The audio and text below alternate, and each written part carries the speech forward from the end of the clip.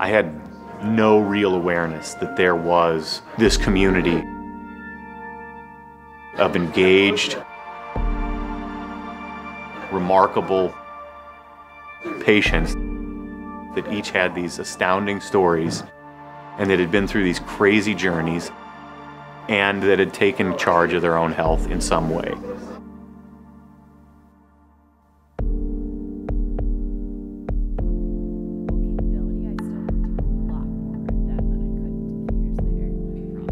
One day, I had a bad headache. I started to feel very strange, just dizzy. The doctors found out in surgery that the result was extensive. The car went basically right up underneath my spinal cord. Then I called my wife. She goes, I think, Eric, you might have a stroke. I just remember the day they picked him up in an ambulance because they couldn't take it anymore. And I had this numbness and weakness just travel up and down the left side of my body. It is crippling by early teens, paralyzing by late teens. And so I came home and I had to drop out of school and my life got worse. And experiencing less detail. I just kind of crumpled down to the ground. And life expectancy is mid to late 20s. I was born with a chronic rare GI disease, short bowel syndrome. My neck was Instinct broken. took over. I felt like an animal that fear was we think he coming might in. have muscular My dystrophy. big brother was diagnosed with schizophrenia. Was pushed into the But we couldn't figure out what was wrong and they weren't taking. I don't want to tell you this, So but you have to have a lot of you have very ALS. difficult conversations with your kids, and the disease is I just told cruel. myself, go to sleep and it will all be over. And then I went It felt like unconscious. almost in a black hole of what do we do next?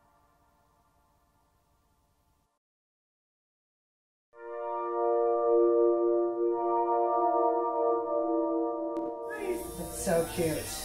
I can't wait. You know what? You're not gonna regret this. I regret not doing it bigger. As it was finishing, she's like, I think I need showing. Today is Personal Ink Day. It's a day where we pair up breast cancer survivors with tattoo artists to cover their mastectomy scars with tattoos and be able to reclaim their body and feel beautiful. And so we actually have somebody right now who is just finishing up part of their tattoo. If there's ever a time you don't want me to snap, let me know, okay? I wanted a bit too. Yeah. Maggie's getting a little two little hearts now. Is she? No. Maggie around the corner.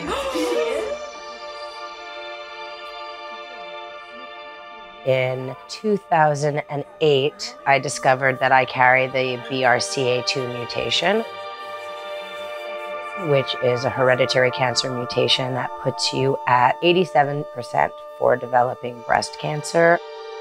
I also received 44% lifetime risk of developing ovarian cancer. No, I love hearing this. And you know, my favorite are when women come with their partners, right? Because a lot of the time they come with friends, but you know, to me, it's not just about the tattoo, right? It's about the specialness of the day. It's about her choosing. It's, you know, I'm very particular with what tattoo artists I reach out to. I realized, oh my God, I could get ovarian cancer and die. My grandmother was diagnosed at 40 with ovarian cancer. What if I have ovarian cancer already? What if it's like what happened with my cousin, where she went in for a prophylactic ovary removal and they discovered stage 4 ovarian cancer? My kids are 2 and 4. What am I doing?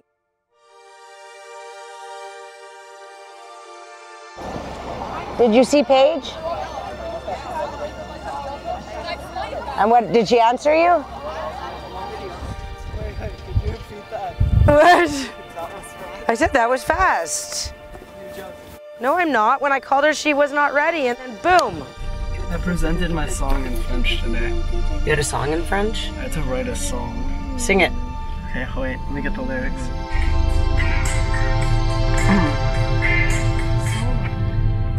Ce n'est pas comme les mathématiques. C'est plus facile que la philosophie. Criez pas pour ta mère, ne criez pas pour ta père, ce n'est pas ces choses-là. And so I decided to have risk-reducing surgeries. It was 11 years ago before anybody was talking about prophylactic surgeries. There was no Angelina Jolie or Sharon Osbourne. I had absolutely nobody to speak with, and I felt so lost. So I got online and I started searching for other people who had gone through similar diagnosis. And I couldn't find anybody.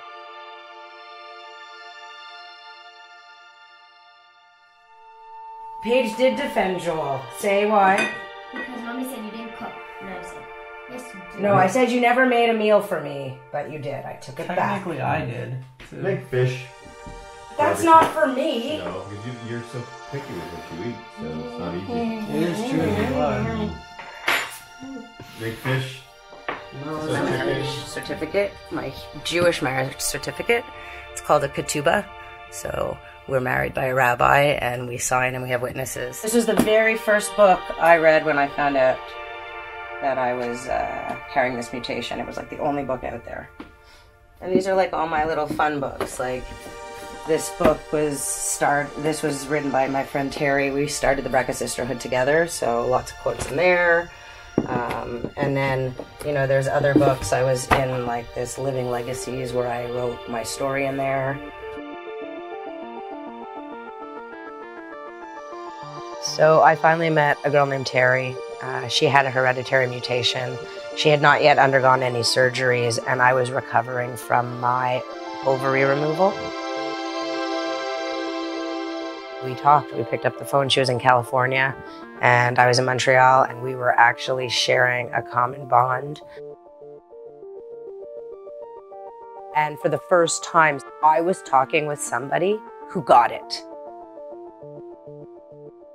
It was priceless. I was telling her how scared I was telling her what decisions I had to make, and I realized how valuable it was to have a kind of peer support.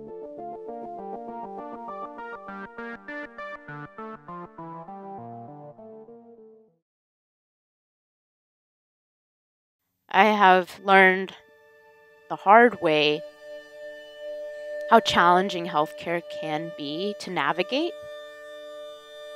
There are many times where we felt lost.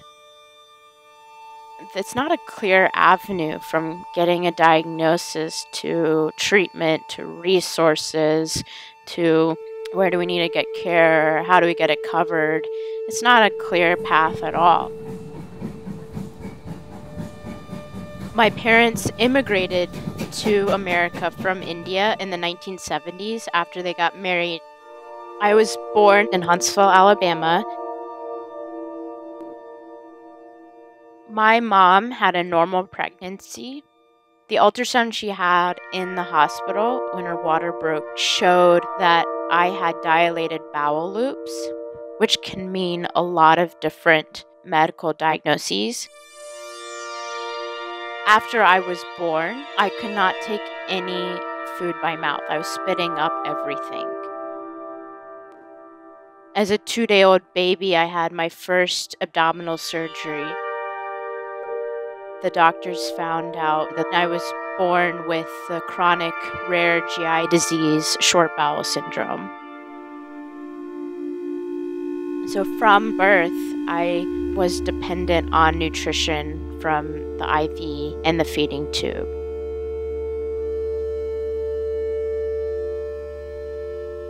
Growing up, my normal was IVs and tubes. I adopted this culture of silence because I didn't want anybody to know what was underneath my shirt, what was in my backpack. I wanted my peers to treat me just like them. And growing up, I thought surely by the end of middle school, this will all go away. Middle school came and went. Surely by the end of high school, this would all go away. High school came and went. And surely when I'm in college, and college came and went. When my surgeon said, Swapna, you're going to be on TPN for the rest of your life. And only then did I realize that this is a chronic disease. And there's no leaping into the world of the healthy. There's no such thing. In the middle of college, I had one more abdominal surgery in hopes of improving the anatomy that I was born with. Unfortunately, the surgery resulted in complications after complications. The complications were fistula, which are abnormal connections between hollow spaces in our body. I had fistula between the small intestine, large intestine, and skin, and all of those were connected to my bladder. So I was urinating food and bile, and that same food and bile would drain spontaneously onto my skin. I had to stop college. I had to move back home with my parents, and we fought the fistula. With the fistula, my routine was getting up in the morning, and I would have to stand on a chuck pad for 10 minutes while the bile would just drain out, and they would fountain onto this chuck pad. And then it would be another 30 minutes of dressings to start the day. And because it was connected to the bladder, I had to have a permanent bladder catheter put in.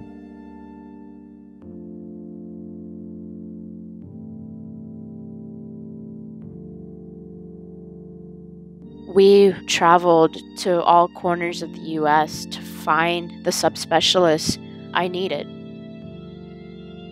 I made a very difficult decision to take out the small intestine. This was the surgery that would give us the highest chance of fistulas not reoccurring.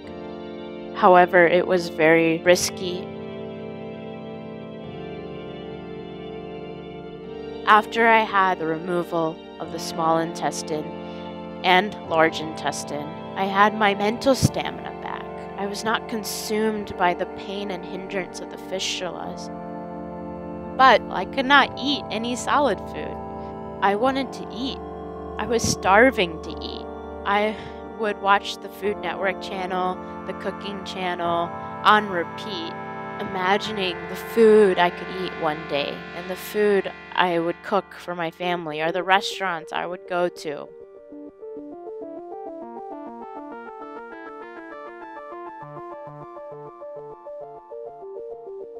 So I made a difficult decision to have a small intestine organ transplant with the knowledge that death could be a real possibility. It is a risky and complicated transplant. And on June 19th, 2014, I woke up for the first time in my life with a full functioning small intestine. And since that day, I can eat to my heart's desire, and I finish more plates than I ever have. I no longer have a feeding tube, something I've dreamed for my entire life.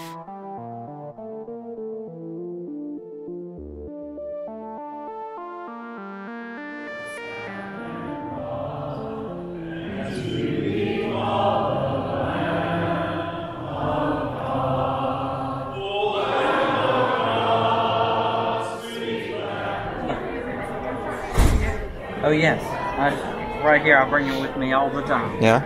Do you have a favorite passage? No, not really. I just like the Bible. Yeah. It's a good message.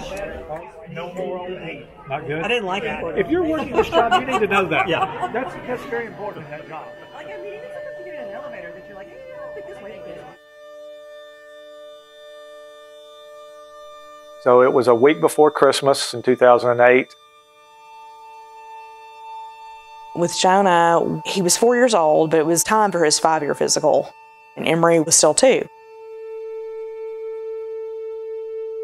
So every Christmas I go see a lot of the customers. So I was on my way to Arkansas. And then I'm talking to the doctor, and it's like one of those slow motion moments. Is this real?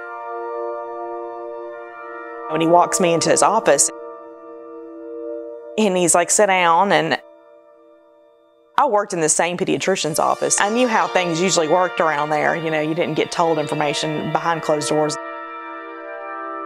unless it was not a good thing. So I bought the company in 2007, and the kids were diagnosed in a week before Christmas 2008, and that's when the economy tanked, and we never laid anyone off. We went down to 32 hours, but we never had to lay anyone off. We were very blessed, but it was some hard times.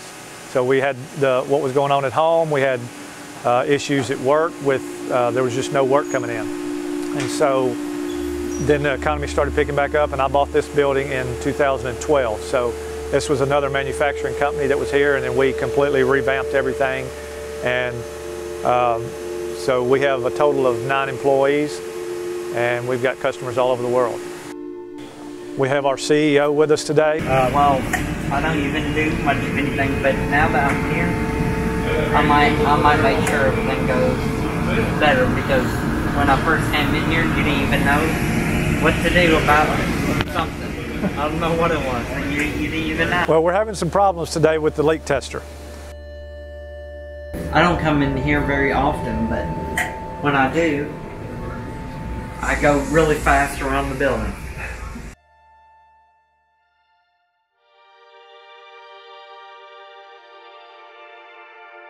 I'd made it as far as Memphis, and Sonia calls and said, "Can you pull off the road?" And I said, "Well, no." And he's like, what's going on? And she said, well, just call me back whenever you get to a good stopping point. And so instead of continuing to, you know, discuss that, I went ahead and told him anyway. She said, Jonah was diagnosed, they think he's got muscular dystrophy. Well, I need you to come home because tomorrow we're going to test Emery.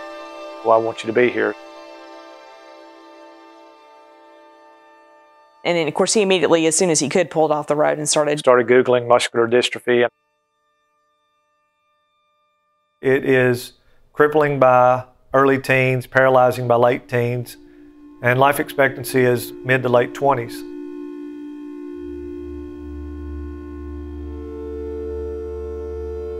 Sonia said that they were going to test Emery the next day. I thought, there's no way that both boys are going to have the same disease. I'd never even heard of that. It was just disbelief that both of them could have it. And it was hard to hear.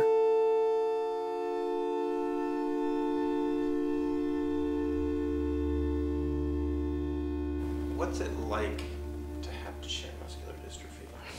Can you maybe tell us some examples? Well, it's not as bad as you would think. Now, it is not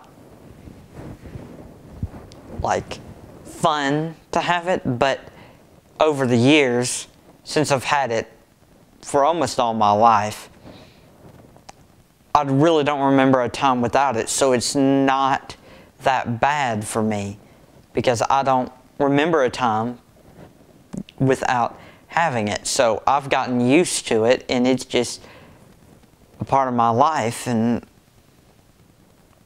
I don't really feel that different than anybody else. The only difference is that I can't participate in a lot of things that other people can do.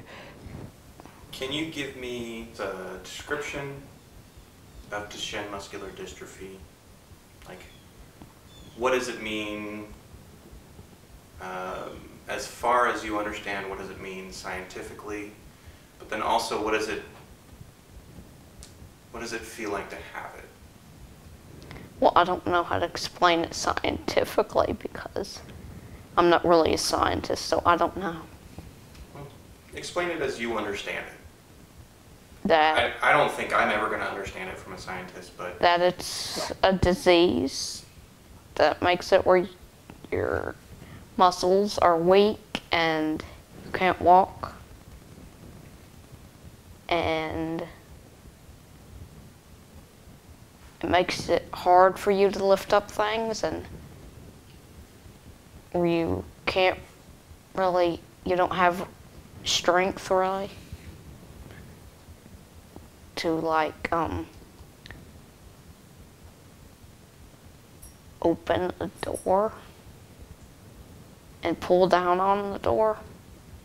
I just feel like it's better to just embrace it instead of be down in the dumps. And so other people may disagree, but for me, I've learned to deal with it.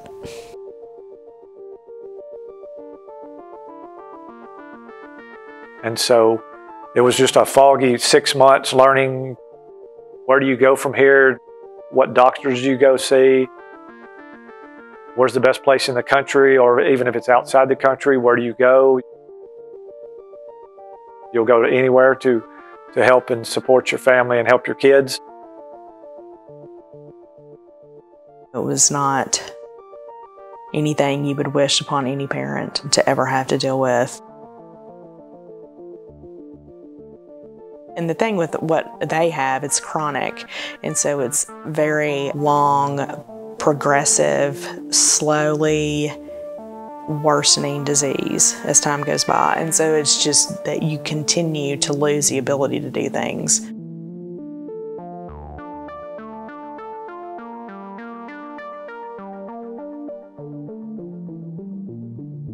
That's when I sent an email to Dr.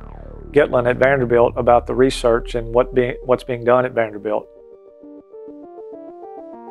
He told me that there was no research, but all you have to do is raise $500,000 to get the research started. I knew at that point I had to start a nonprofit. And so Fight DMD was established in April of 2009 to help kids all over this world. And we were going to do research for kids all over this world and hopefully find a cure.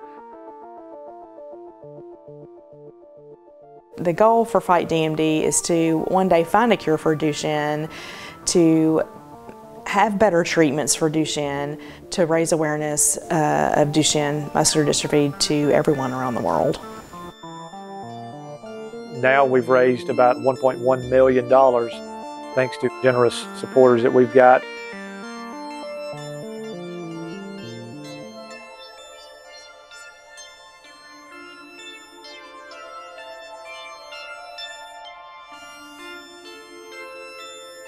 In 2006, the internet hit 1 billion users worldwide. And then early 2007, Apple introduced the iPhone. And it quickly became the world's best media player, world's best phone, world's best way to get to the web. And suddenly we had this whole group of people who were able to get access to information throughout every aspect of our lives, and it changed culture. So I decided I was going to do a little bit post about being diagnosed with a BRCA mutation. It was like a little blog on Facebook. I had posted a picture and a story, and I hit send. And the next day, I got so much positive feedback. People were reaching out, telling me how impressed they were with the fact that I had been so open and honest.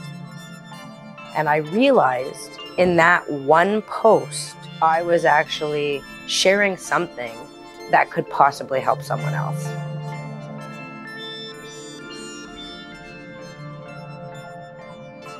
Growing up, I didn't know anyone else with the disease. Something that I wish I had as a child was a community that I could call on. That is something I've gained in the last 5 years from these support circles for my disease, people to follow on social media. Those are resources I now have that I didn't have growing up. On social media, you have lots of parents communicating on what their kids' exons are missing. Did they stop walking at 7? Did they stop walking at 8? Are they having sore muscles at night? Are they having all kind of issues at school? Are you on a daily dose steroid? Are you on a weekend dose steroids? What are you guys doing to help your kids? And so what's the best format to help your kids? And that is another great thing with social media. You can ask any question at any time. There are now generations of patients based off of when we entered the healthcare system and when social media has entered the realm where patients are connecting.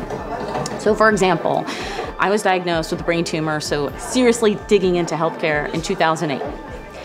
Just the year previous, 2007, is when really Facebook and Twitter launched. Something that kind of organically evolved through Twitter and Facebook is that people who did not know each other before their diagnosis were now able to more easily find one another through various search terms, or in time, like we see on Twitter, through hashtags.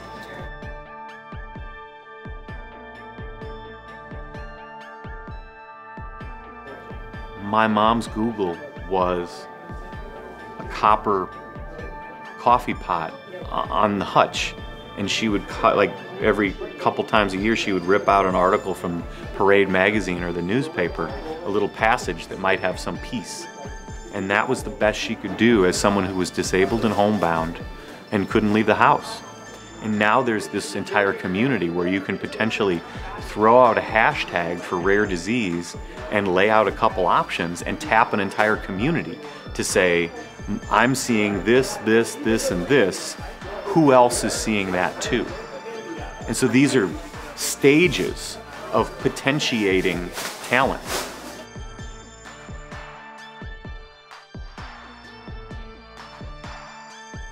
Having a community in my own disease space, short bowel syndrome, and the larger rare disease community, I think actually has been transformational. In part, it has come from the advancement of social media. Individuals with rare diseases or complex stories may connect with somebody on social media through a group or through a chat, and you form a pretty strong connection just through communication through social media because you get one another. You both have been on a feeding tube since birth. You both have been on IV nutrition since birth. That's a strong connection not many people can relate to. People who are changing healthcare and doing it through collective action with their communities of peers, they're doing it with an understanding that data changes the power dynamic in healthcare to shape a vision for the future. Since Duchenne affects kids all over this world, we just want to put out there, we're a blessed family here in Tennessee that we do like to travel, we like to go to the beach. We just want other people to see that just because you're diagnosed with Duchenne, that does not mean that you have to stop living. There's something priceless about being able to hear from another person, I understand what you're going through. And that's for any health community. Whatever it is, having someone else or a multitude of people being able to provide you information maybe you didn't know about, remind you of things like second opinions, tell you that you're okay to want to disagree with your doctor, to ask advice about things that others haven't gone through is absolutely immeasurable.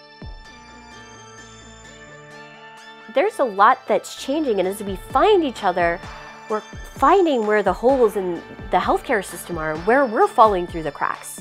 Well, as we find that and as we kind of seek comfort in each other and our identity, we start to think about how to change things. And we do it through collective action.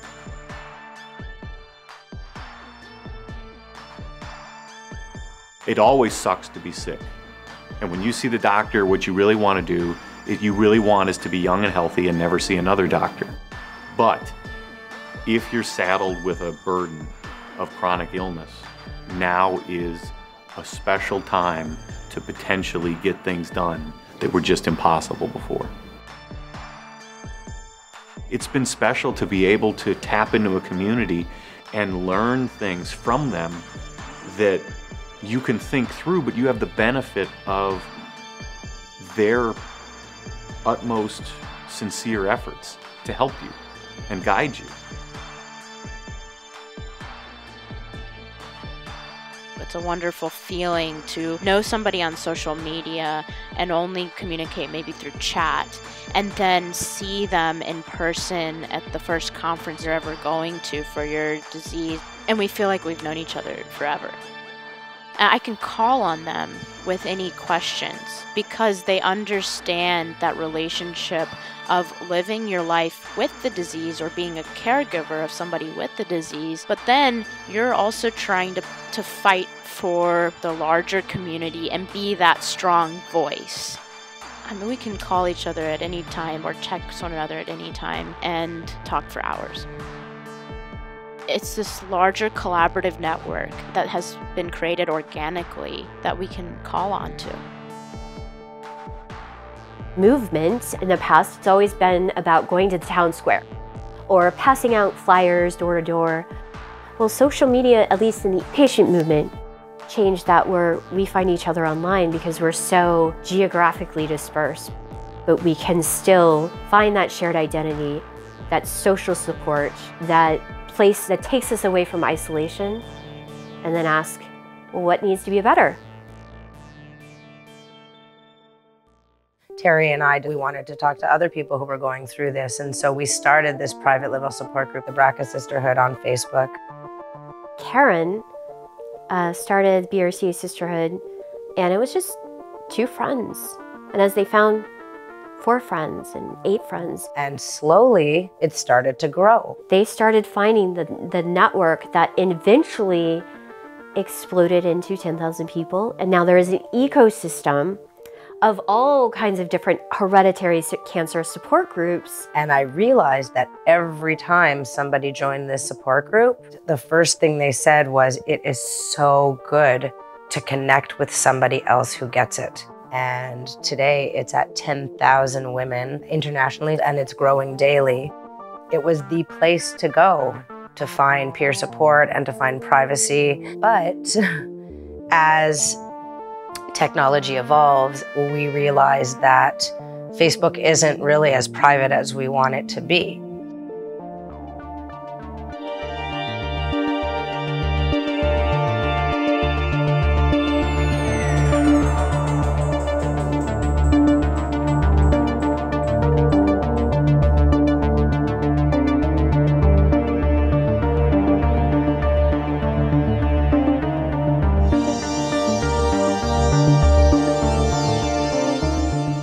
So that was episode 1 of Prescription Social Media. I'm Paul Shepard, the director, and I want to thank you very much for taking the time to watch this. There are some amazing stories out there from patient activists that are taking charge of their own health conditions and supporting each other through social media and through various tools. This was just the tip of the iceberg. There are so many other amazing stories out there that we did not get a chance to tell in this first episode. And that's why we have to film some more episodes. But in order for us to get to that point, we need this first episode to spread like wildfire. So I'm asking you right now to go and share this episode with other people. Don't share it just once. Share it multiple times. I mean, you've seen how much communities are helping each other. The reason why I'm doing this is because there are future patients, people who have not been diagnosed yet, that will learn lessons from this and from some of the other stories that we have, that we plan to tell in future episodes. So please, take a moment to share this. We need to get more views, more likes. We need to get that grassroots movement in order for people to realize how successful this is and this can be.